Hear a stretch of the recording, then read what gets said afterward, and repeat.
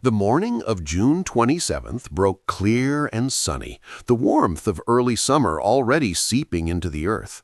The small American village seemed to be waking up from a gentle dream. Grass grew lush around the village square, and the blossoms swayed softly in the breeze. The air smelled of soil and fresh crops. It was a day so bright no one could suspect the horror it carried. Around 10 o'clock, the villagers began to gather. Men first, then women, and children darting between them.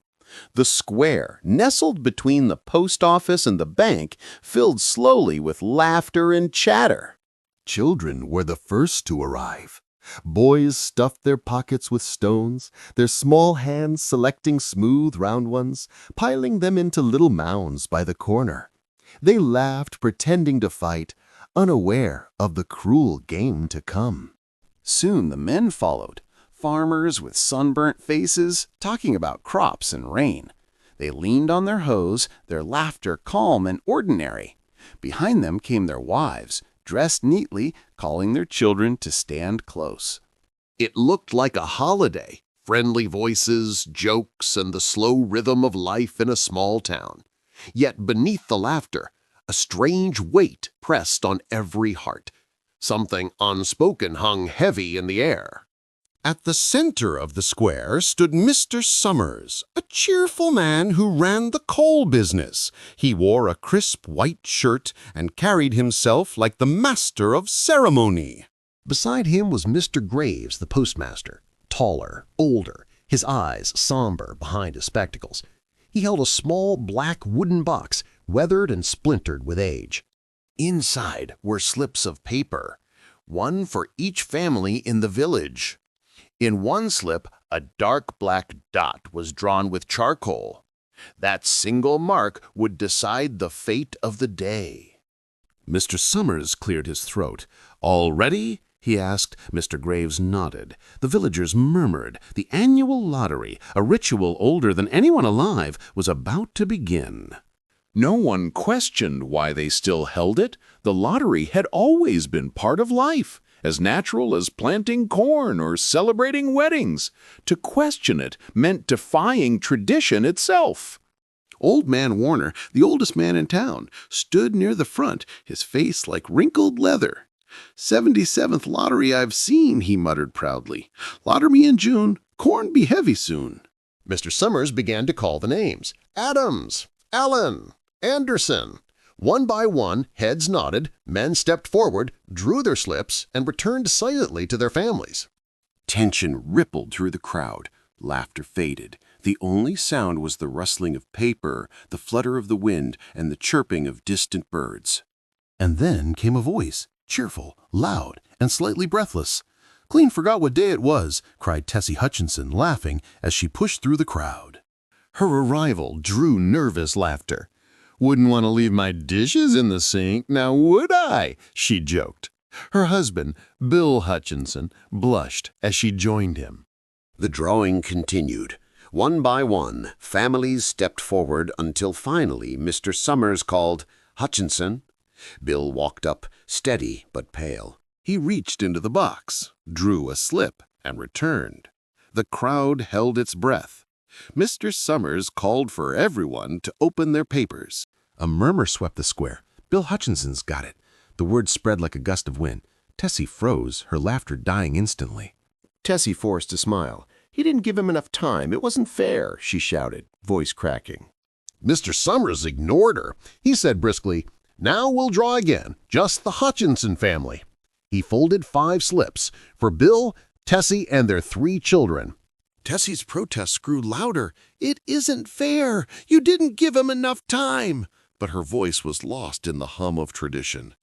Bill drew first. The children followed, wide-eyed and silent. Tessie went last, her hand trembling as she reached into the box. The family opened their papers. 4 were blank. Tessie's paper bore the black dot. Her scream split the silence. "It isn't fair. It isn't right," she cried, but no one came to her side. Mr. Summers nodded once. "All right, folks, let's finish quickly." Even Tessie's own son, little Davy, was handed a small stone. His face was empty, too young to understand. Tessie backed away, her apron fluttering, eyes wide with disbelief. "You can't do this. I was just washing dishes. It isn't fair." But the crowd advanced. First one stone, then another. A thud, a gasp. Her voice grew fainter. Even as she cried out, "It isn't right," the villagers' arms moved with grim rhythm, mechanical, unfeeling, ancient. Children's laughter had turned to hollow silence. The old man watched approvingly. "There's always been a lottery," he murmured. When it was done, no one spoke. The villagers stood breathing heavily, hands still holding stones slick with dust and sweat. Then, without a word, they began to disperse. The ritual was complete. Mr. Summers folded the black box and carried it away. Within minutes, the square was empty again. The air seemed clean, birds chirped. The world had returned to normal, as though nothing had happened. Tessie Hutchinson's voice lingered only in the memory of those who'd heard it, faint, echoing, swallowed by the bright summer day. The villagers believed they had kept order, that sacrifice was necessary for good harvests, yet none could truly explain why. It was simply the way things had always been. Children forgot by afternoon. Adults avoided mentioning Tessie's name. The horror faded like a dream. In that silence lay the story's truth. Evil often hides in routine, and cruelty survives through tradition. The sun hung high above the empty square, its warmth cruelly ordinary. The wind carried the smell of dust and crushed grass.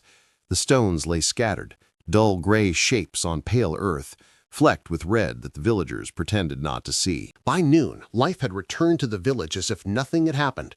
Doors creaked open, pans clattered, a rooster crowed somewhere beyond the hill. But beneath the surface, something had cracked. Every villager felt it, an invisible tremor beneath the calm. They didn't speak of it. They never did. Bill Hutchinson sat at his kitchen table, his head in his hands. The world outside the window looked unchanged. The same cornfields, the same white fence. Yet everything inside him was hollow. The sound of his children playing outside pierced his ears. Their laughter was light, innocent, and unbearable. He could still hear Tessie's voice. "It isn't fair. It isn't right," echoing in his skull like a curse he couldn't unhear. Bill rose suddenly, walking outside. The field shimmered under the sun, golden and endless. But all he saw was the spot where she fell. He dropped to his knees and wept, quietly like a man afraid to be caught doing something forbidden. That night, Mrs. Martin couldn't sleep. She tossed under her quilt, her old bones aching. Her dreams were heavy and wet, stones falling endlessly from black skies.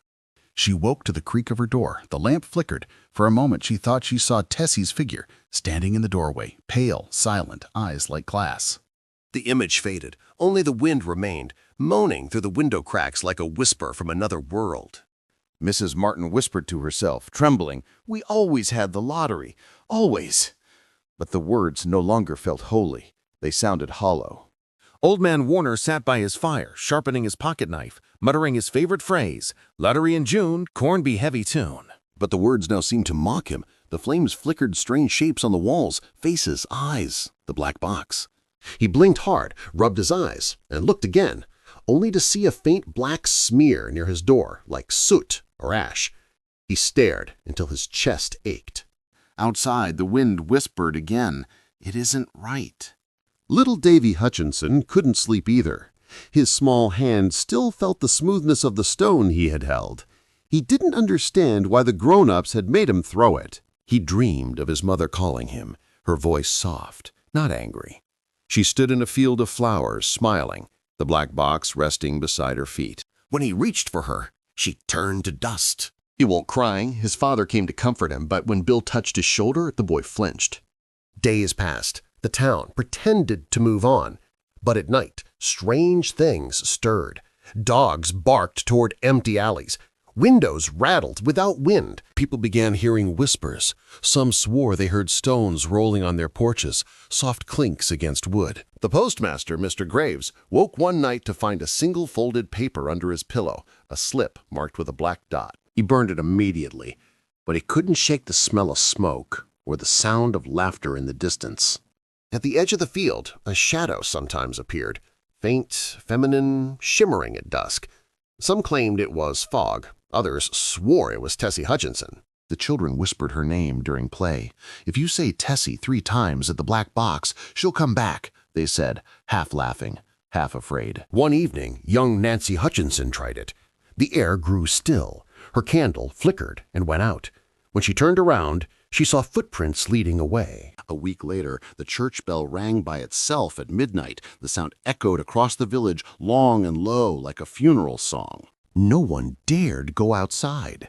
They stayed in their beds, hearts pounding, waiting for it to stop. When morning came, the black box was gone from the town hall. It reappeared the next day at the center of the square, perfectly clean, freshly polished. Tissie's voice never stopped. Some heard it in their dreams. Others swore it came from the fields. "It isn't right," she said. "You'll do it again." Mr. Summers grew pale, his hands shaking when he passed the square.